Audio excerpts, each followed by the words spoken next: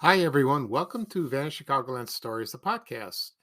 I'm your host, Pete Castanes. This is episode 117, season 5, and today's date is April 3rd, 2022.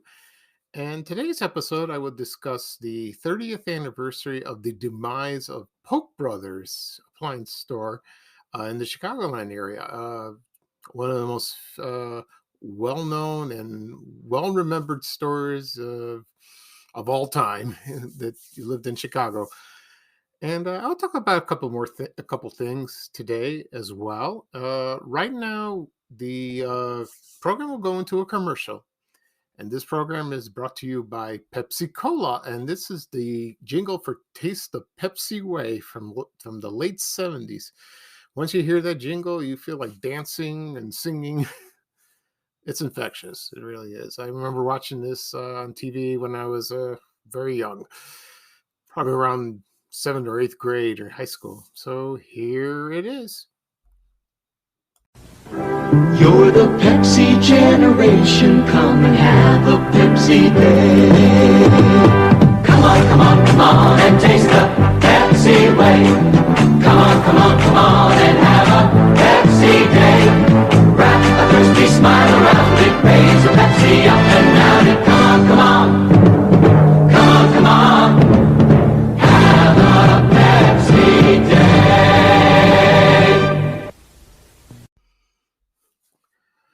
Alrighty, everyone, I am back. I hope you enjoyed that commercial for Pepsi Cola.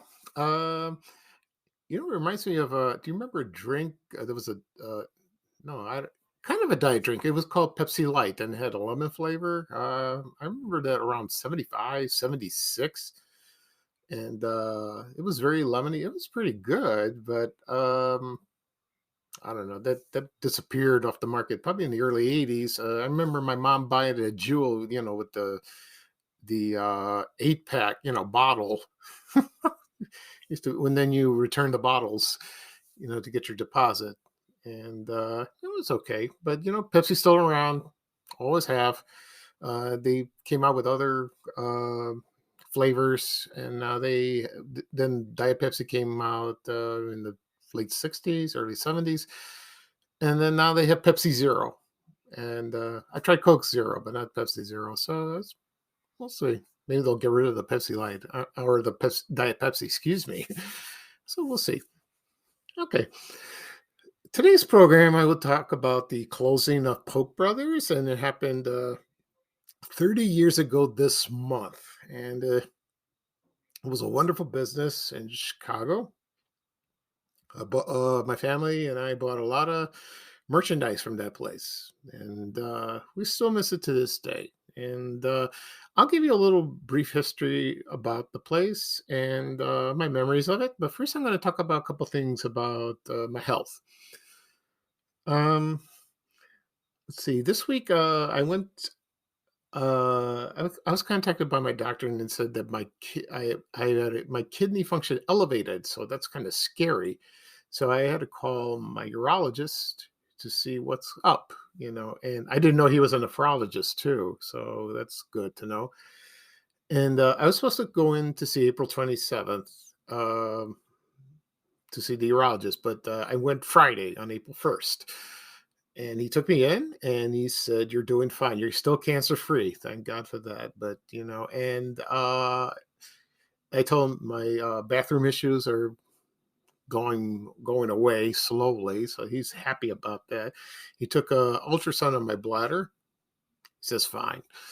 So he scheduled me to have a kidney ultrasound, and that will be on April 20th. And I'm a little worried.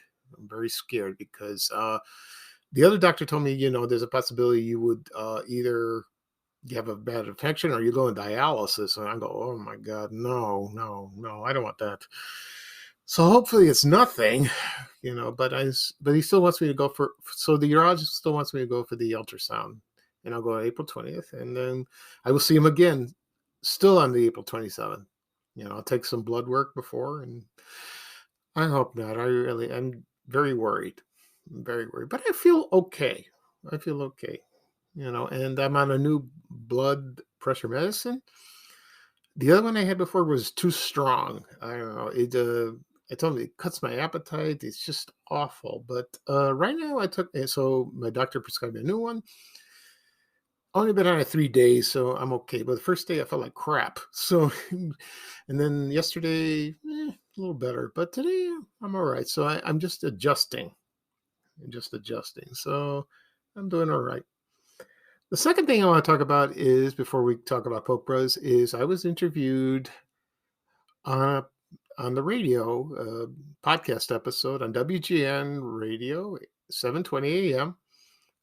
The program was Outside the Loop Radio, hosted by Mike Steven, and he sent me an email about a couple weeks ago and asked me to be a guest on his show. And we talk about it's a podcasting summit. They do the one every year, and I said yes, I would love to do that. I really would. That would be I'd be very honored. And so anyway, it was recorded last Saturday, but the program is uploaded right now on the website on WGN Radio Outside the Loop. And it wasn't just me; it was two other guests. One was Jacoby Corcoran of Host of CityCast Chicago. He has a podcast, and hope I get their names right. The other one's Sarah Beatstat and Zach Emery. Excuse me. Sorry, guys. Co-host of Album Rebrews, which I think they review albums and they drink. It's kind of funny, but they seem like nice people, very nice people. And Mike interviewed each one of us and told us about our podcast. We told him our history, how we got started, why are we doing, what's ahead for us, and I did that. So if you want to listen, I posted the link on my social media accounts, Facebook, Twitter, Reddit. You could listen or go on the website outside on WGNradio.com, Outside the Loop, and search that and you will find it. And I had a wonderful time, and I got a lot of praise from people. They loved that. I didn't sound nervous on the radio, which is strange. I sound more nervous talking to you guys on the podcast, my own podcast, but not being interviewed like that. So I'm used to it because I've been on the radio before many times. The only thing I haven't been on is TV. I've never been on television. That might happen. I don't know. That's another medium I've never been interviewed. I've been interviewed by the newspaper, and the radio, of course, but not television. So we'll see. Okay, but people on TV know who I am, so that's good enough. Yeah, so it was a lot of fun. It really was, and I appreciate Mike Steven for interviewing me, and thank you for the other guests. I had a ball. I really did. Okay. Next up, we'll talk about Polk Brothers. Now, Polk Brothers, here's a little history of that. It was one of the original discount stores before Walmart, before Kmart, Zayre, you name it. What Turnstile, all those. And it was founded by Saul Polk, SOLPOK. And he was born in Chicago, May 14th, 1917. And actually, his real name was Polkowitz, and they changed it to Polk. I don't know when they changed that. And he worked at the World's Fair in 1933 during the Great Depression, and he was like a salesman. He sold irons and ironing boards door to door. Very interesting. Yeah, very interesting indeed. And he had a reputation of being a showman and a master merchandiser, and did all kinds of marketing campaigns. Very interesting. And so he did a lot of promotional stuff, and he was the first to advertise color television, on television. Well, on television, he advertised it. He was one of the first stores that had color TV, and they offered like circus tickets, crazy giveaways. Like He bought 250,000 pineapples to be handed out to customers, and that happened in 1966. That's funny. It really is, But so the first store he opened, actually, it was not called Polk Brothers. It was called Central Appliance and Furniture. It was located at 3334 North Central Avenue, like about Belmont Avenue, right around there. And it wasn't just him; it was his brothers. First, it was Saul. Then it was Sam, Harry, David, and Morris, and their sister Gisela. When she married somebody, they ran the business. It was a family affair, and very tight. And then in 1946, they renamed it Polk Brothers. Okay. So they opened many stores later on. Like, for example, they opened one on 85th and Cottage Grove on the south side, Cottage Grove Avenue, excuse me, on the south side. And let's see, they opened one at 63rd Street in Kedzie. I remember that one. And also in the late 60s, they opened one in Fort City Mall, the Fort City Shopping Center. And I'll get to that in a second. And that chain was known for, let's make a deal. So when you entered in the door, there's a salesman waiting for you, and he's hovering around, he's following you, he's watching you like a hawk. And then, some people like that, but other people find it, annoying. They don't want to be bothered. They just want to browse and all that. But if you wanted something and you requested, they'll get it for you, and they did. They really did. They were trained that way. They were. I know they were pushy, but they did their job well. Also, it's not just color TVs they sold. That was not the first retailer. It was also microwave ovens. That came out later. And their the motto was that no customer walks out of the store without buying at least something. So you would haggle, you would make a deal, and believe me, it worked, and like that. So right now, before we get into a commercial of Polk Brothers, I want to mention one thing. We bought our first color TV set at Polk Brothers when we lived in Ashburn in 1974. Bought a Zenith Chromacolor too. There's a picture of me, my mom, and my two brothers, and people have seen this on Facebook. And we're standing side by side by the TV, and Bozo Circus is shown. So, and that's a classic photo. I don't know who took the photo. Maybe my dad did, or a neighbor. I don't remember. I don't think it was my father. I doubt it. He's not very good. He wasn't very good with a camera.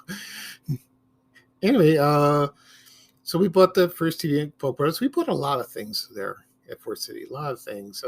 We bought our first refrigerator. It was General Electric, brown, very sturdy, and we still have it.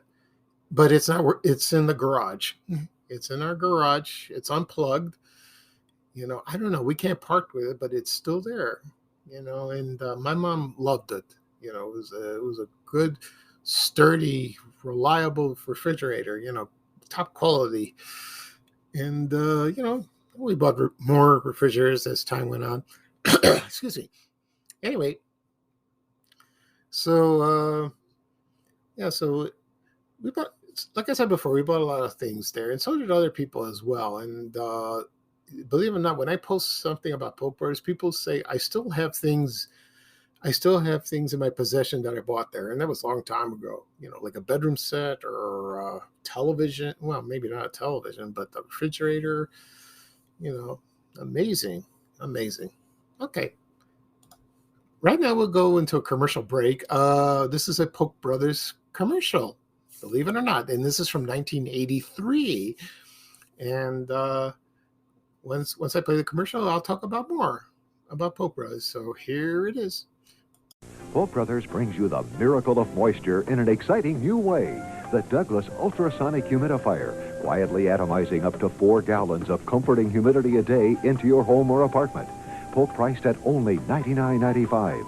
And with your Sonic Mist Humidifier for only $4, you get a Polk Brothers Extra, your own money-saving Cobra telephone, complete with a 25-foot extension cord. See the Douglas Sonic Mist Humidifier at all Polk stores today. Okay, everyone, I'm back. I hope you enjoyed the commercial for Polk Brothers. I want to mention one thing. Sometimes the commercials I play, the volume is different from what I speak from the program, so I apologize for that. Just turn down the volume if it's too loud. If you can't hear it, please turn up the volume. It's kind of goofy like that. Again, I apologize for that. Also, let's see. Other thing that Polk Brothers did, they sold Christmas trees, also Santas. Remember the Santas? Yeah, the Santa Claus and the Snowman, and they were promotional. When you bought something, you get not. I don't know if you get them free or discount price. I don't remember because I never bought one, and they're very rare. They're very rare. I remember Dean Richards and WGN showed his Polk Brothers Santa in his house. Amazing! It was wonderful. Oh, it was wonderful to see that. Yeah. So I would like to get one too. I really would. I think some antique stores sell them. Anyway, so you have the Santa Claus, and then you have the Snowman, and they were around in the '60s. That was they started that, and they sold like hotcakes. They really did, and they were like I said, very popular, and they're still sought after. They still want that. Anyway, another thing about Polk Brothers is they had a huge fire in the company warehouse, and the headquarters was located in Melrose Park, and that was I don't know how it started, but it happened in June 1st, 1987, and and then the company went kind of it went in decline, and because there was competition from other stores. And I remember there was like Highland, remember that Fredder. Best Buy came later. I'm not sure when it came. So there was this, and Walmart, of course, and they sold discount. They sold electronics and furniture and appliances. Much cheaper than Polk Brothers. So and then Sock Polk died 1988, I believe, and then the recession came, and it was like it was 1990, 1991. Then Best Buy came, and then that was it. They just Polk Brothers got shot into the water. It just that was it. And so the company decided to close their doors in 1992, and they had a going out of business sale, and they had it this month, 30 years ago, in 1992. And that's sad. It really is, because we remember the commercials. We remember on TV. We remember the advertisements in the newspapers. So the company is still around in a way because it's not a store. So all the company's assets were rolled over into the Polk Brothers Foundation, and it's a charitable organization here in Chicago. And that's very wonderful. I don't know if any family members are involved with that. Any surviving ones? I don't know. Maybe. So I think I got contacted by one relative when I was on there in Chicagoland. Maybe a grandson. I don't remember. It was an email. He says, because he found out I have a Facebook page, and he says, "Oh, this is my grandfather's store." And he said, "Thank you." That was very nice. Okay. So,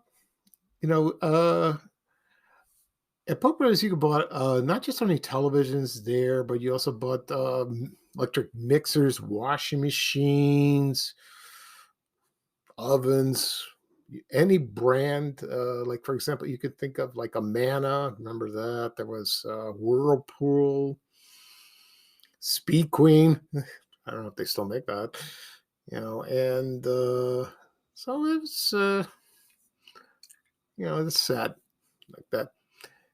So I have like I said before, I have a Facebook page, and it's Polk Brothers. I don't post much at the time because I'm busy with my podcast and other stuff. So I'll resume doing that. I always find ads or find some rare items, sometimes on eBay. They have them there, or people send me photos of their possessions from Polk Brothers, which is kind of cool. I like that. Yeah, and I remember there was a sign of Polk Brothers from Dixie Square Mall in Harvey, Illinois. They had the mall open in 1966. Didn't stay in business long. They closed that in 79, I think. Yeah, 79. And then the movie Blues Brothers was filmed there.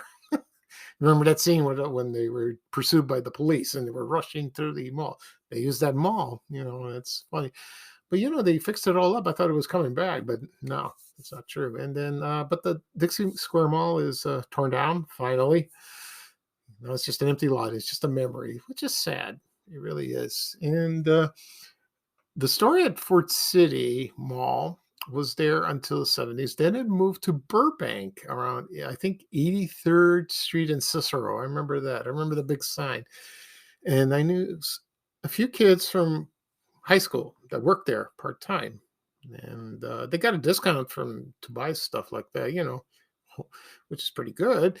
And I remember going to that store. It was kind of big, and they still had the salesman waiting for you at the door, hovering around and asking you like that. And, but it was, they had good customer service. They really did. And unlike today, some do, some don't. That's how it is. Okay. All right. That'll be all for today for the 30th anniversary of the closing of Polk Brothers. And I went into more depth than I needed or did. So thank you for joining me for this episode. This is Picostanas, and this is episode 117, season 5 of Vanishing Colorland Stories. We'll see. I'll see if I do another episode Tuesday. We'll see about that. Got to think of a topic. And also, of course, on the weekend. So everyone have a wonderful Sunday. It seems like a nice day compared to yesterday and the day before. So bye-bye for now from me. And here is Ray Rayner with a little traveling music saying bye-bye. So take it away, Ray. So long, everyone. We have to go. Bye, bye, bye.